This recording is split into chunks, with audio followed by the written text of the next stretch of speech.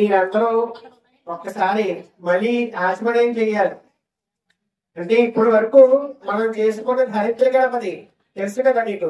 పసుపు గణపతి యొక్క పూజా కార్యక్రమం చేసుకున్నాం. పసుపు గణపతి ఎందుకు చేసుకోవాలండి? మా దగ్గర బంగారంతో చేసుకున్నాం, మేము కేజీల్లో ఉన్నారు మా వినాయకుడు, మేము తెచ్చులు పూజ చేసుకున్నాం కదా అని అనుకోవచ్చు.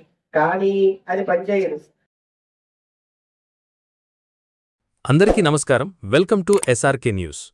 గణపతి నవరాత్రి ఉత్సవాల్లో భాగంగా కొవ్వూరు గౌతమినగర్ సాయిరాం స్కూల్ ప్రాంగణంలో ఉప్పల మెహర్ శ్రీవల్లి దంపతుల ఆధ్వర్యంలో శ్రీ లక్ష్మీ గణపతి కుంకుమ పూజలు శుక్రవారం విశేషంగా నిర్వహించబడ్డాయి.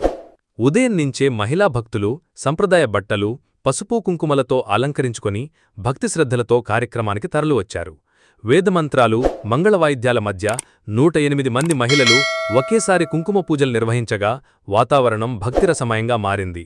ఈ సందర్భంగా శ్రీవల్లి మాట్లాడుతూ, ప్రతి సంవత్సరం గణపతి నవరాత్రుల్లో మొదటి శుక్రవారం ఈ వ్రతాన్ని మా కుటుంబం ఆధ్వర్యంలో నిర్వహించడం ఆనవాయితీగా వస్తోంది. ఈ సందర్భంగా పాల్గొన్న ప్రతి ఒక్కరికీ వెండి గణపతి ప్రతిమలను అందజేస్తున్నాం.